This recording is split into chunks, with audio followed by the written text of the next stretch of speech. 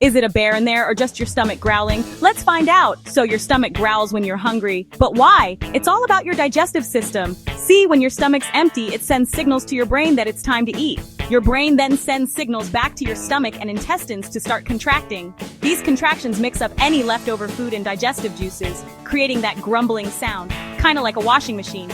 This process is called peristalsis. Cool word, right? So next time your stomach growls in a quiet room, just remember, it's your body's way of saying, hey, feed me. And now you've got a fun fact to share at the dinner table. Stay curious and keep those snacks handy, folks.